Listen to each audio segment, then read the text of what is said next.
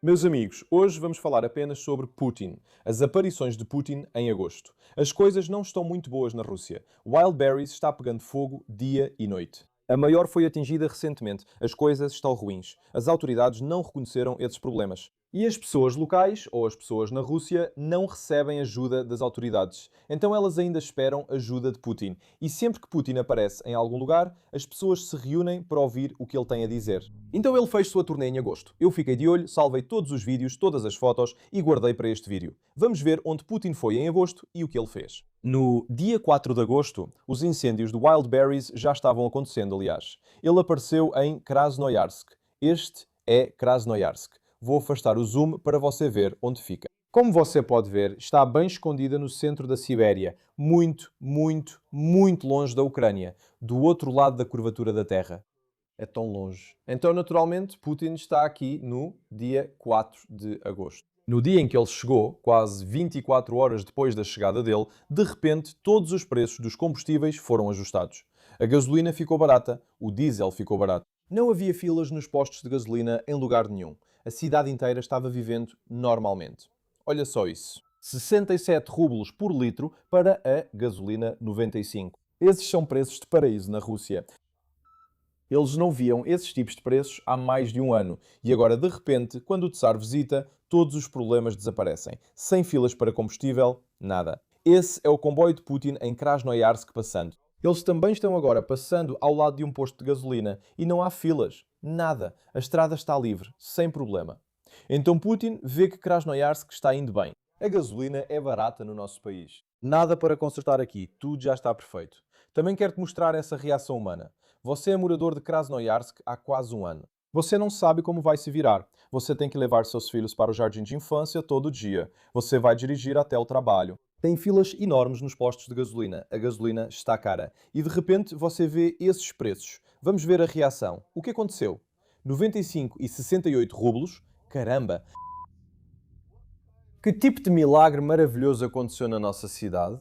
O asfalto ficou preto.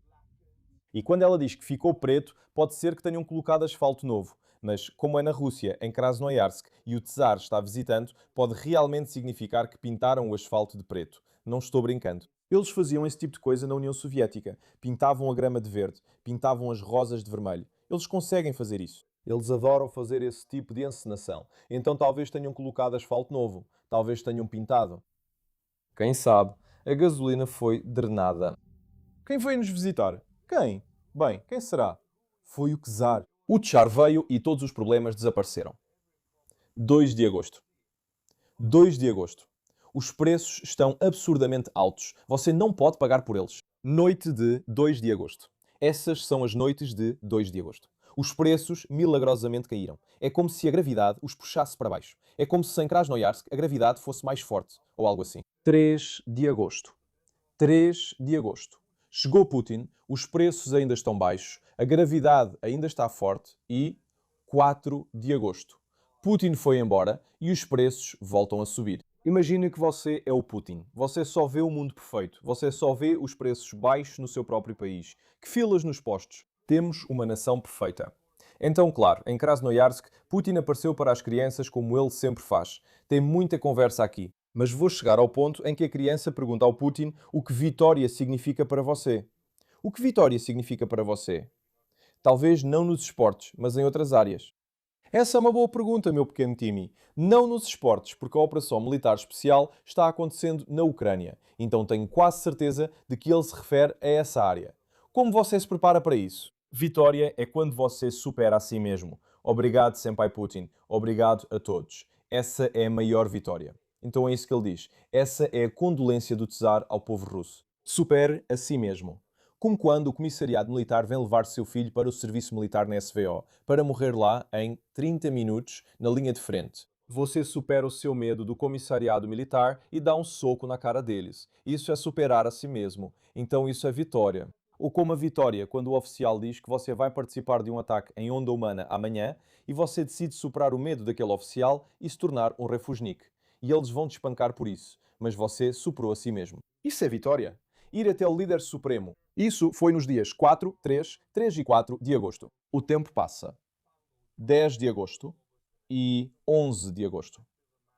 Vamos voltar ao mapa. De Krasnoyarsk, Putin vai para Novosibirsk, que fica praticamente na mesma região, só que do outro lado da curvatura da Terra, bem longe dos drones ucranianos. Então ele se sente meio confortável aqui saindo do avião. Eles deram uma melhorada nessa cidade. Vamos ver como está. Esse homem aqui está dizendo que faltam 3 dias para a chegada de Putin e eles estão asfaltando as ruas. Eles estão pintando a grama, estão podando as árvores, estão colocando pedras. Ele nunca viu o centro da cidade tão arrumado, limpo e bem cuidado em toda a sua vida. Então ele diz que Putin deveria visitar mais vezes. Talvez assim eles ganhem uma cidade totalmente nova. Estão construindo uma verdadeira Vila Potemkin aqui. Em Novosibirsk também aconteceu essa reunião espontânea de crianças, bem ao lado da comitiva de Putin. Muito espontâneo mesmo. Essa foi a resposta deles à manifestação do partido Ablaka em Moscou. E agora Putin está abraçando crianças em Novosibirsk. Completamente espontâneo. É só um homem do povo. Nada para ver aqui. Enquanto isso, enquanto essas crianças abraçavam Putin espontaneamente, todos os outros moradores de Novosibirsk receberam este papel pregado em suas portas. Basicamente dizendo para não se aproximar das janelas, fique longe das ruas, fique longe da comitiva, não use binóculos, não use dispositivos eletrónicos, não filme a comitiva. É basicamente não faça nada e olhe para baixo. Não olhe nos olhos dele.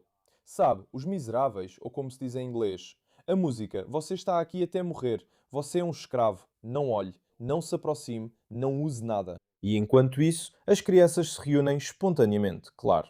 Aliás, esse próximo clipe eu adoro tanto. E a música é tão perfeita. Não tenho certeza se posso colocar a música por causa de questões de direitos autorais, mas eu queria. Mas foi isso que aconteceu no centro da cidade de Novosibirsk, alguns dias depois que Putin foi embora.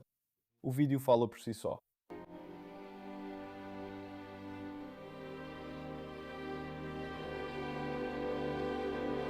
Não. A Rússia mostra a cara de novo. O espírito russo rompe o asfalto e já era. Tudo pelo que eles trabalharam tanto para sustentar essa cidade, mas esqueceram de construir a estrada. Só colocaram asfalto por cima de um buraco. Sim, foi isso que fizeram. Eles fazem esse tipo de coisa na Rússia. Assim que Putin vai embora, tudo desmorona.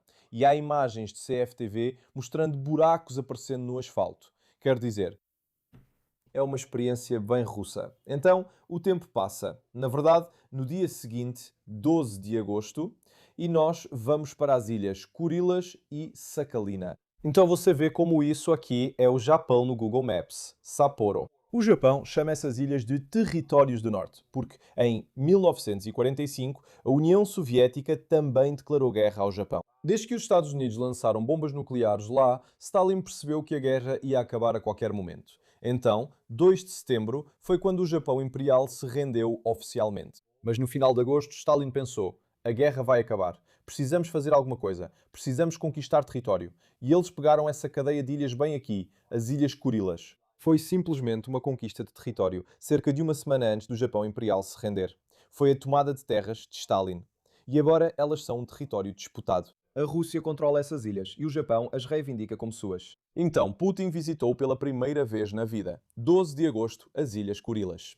Também as ilhas de Sakhalina, esta aqui, encostada, quase colada ao continente russo. Mas as Ilhas Kurilas, essa pequena cadeia aqui, ele visitou ambas em 12 de agosto. O que aconteceu em 12 de agosto? Porquê lá? Porquê ele está visitando? Bem, porque 12 de agosto do ano 2000 foi quando o submarino nuclear russo Kursk afundou. Era o ano 2000. Você sabe, Putin era presidente há algo em torno de um ano, talvez até menos. Eles realizaram os primeiros exercícios militares navais em mais de 10 anos, basicamente desde a queda da União Soviética. O primeiro grande exercício militar, exercício naval, e eles perdem um submarino nuclear. Então, naturalmente, o que eles fazem é tentarem cobrir isso nas primeiras horas do exercício. Foi isso, ele explodiu, um torpedo explodiu dentro dele. Foi um acidente. Eles ficaram tipo, não, não falem sobre isso, fiquem quietos, vai ficar tudo bem. Eles negaram, assim como aconteceu com o acidente de Chernobyl em 86. 6 horas se passam. Só então eles começam a procurar pelo submarino e 4 dias se passam. Eles não o encontram e aceitam a ajuda dos noruegueses e britânicos para encontrá-lo. E quando finalmente encontram, todos estão mortos. Então foi isso que aconteceu com o Kursk, submarino Kursk.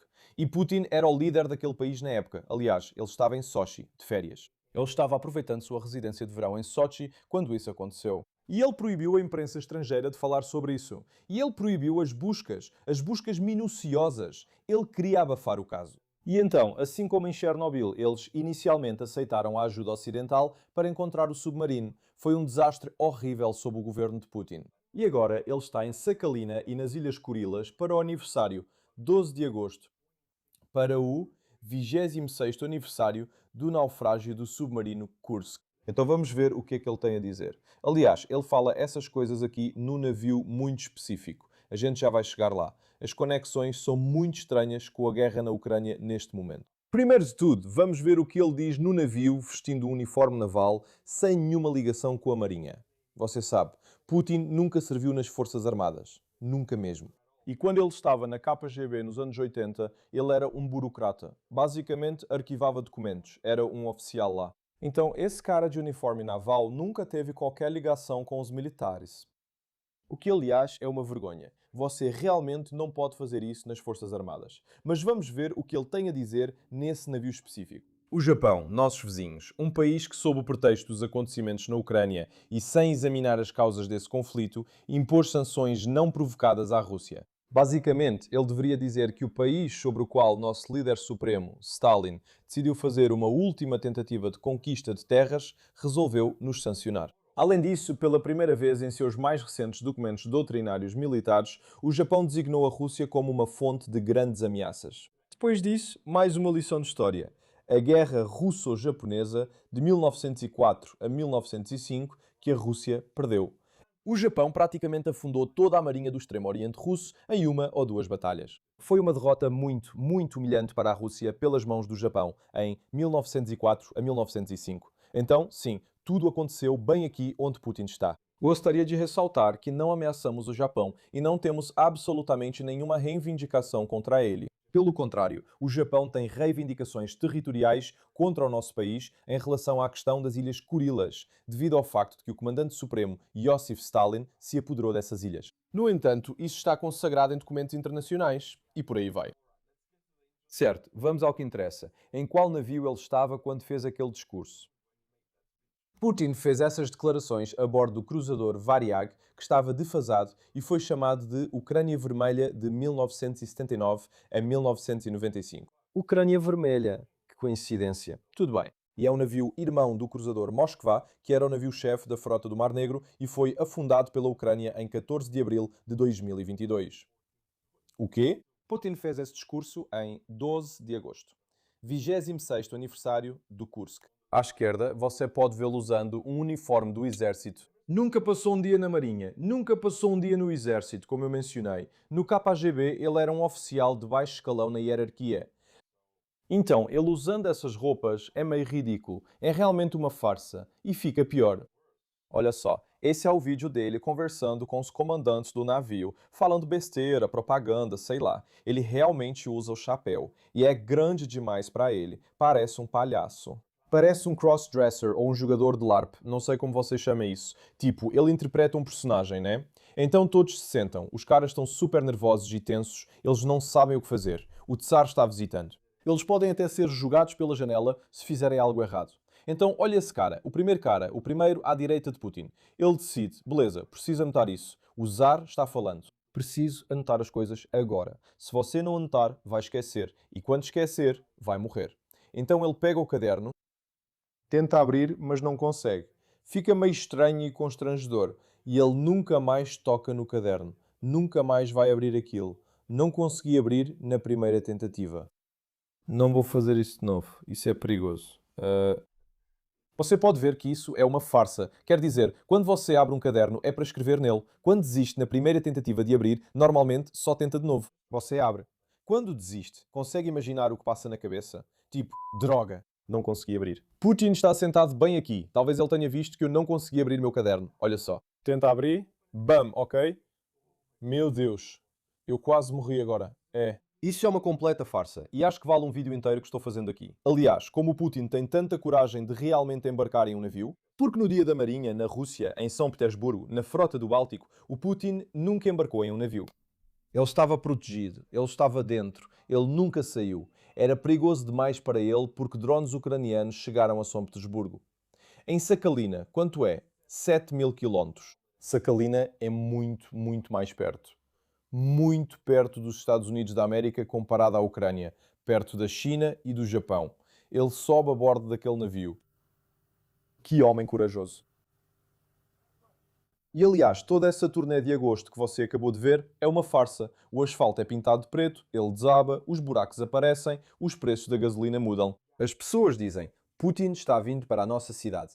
Talvez ele perceba nossos problemas. Ele vai consertar. Mas como ele vai consertar se ele não vê os problemas? Porque tudo ao redor dele é uma ilusão. Então, os blogueiros russos, na verdade, já estão de saco cheio disso. Eles percebem isso e escrevem sobre. Este é um canal no Telegram com 500 mil de inscritos. Então, é um canal muito grande na Rússia. Achamos que era uma farsa, mas acabou sendo verdade. Na véspera da visita de Putin a Krasnoyarsk, eles realmente mudaram a placa do preço no posto de gasolina. Só a placa, não o preço real. É uma farsa. Você não conseguia comprar gasolina por esses preços, na prática. Precisamos analisar mais a fundo. Isso não são vilarejos de Potemkin. Potemkin foi um estadista na Crimeia. E quando a tsarina Catarina visitou a Crimeia, Potemkin construiu vilarejos falsos para impressionar a tsarina, basicamente enquanto ela caminhava ou passeava do lado de fora. É como um vilarejo totalmente falso, um vilarejo de Potemkin. Precisamos analisar mais a fundo. Isso não são vilarejos de Potemkin, ou mesmo o Brezhnevismo, porque na época do Brezhnev a mesma coisa acontecia. Eles pintavam a grama de verde.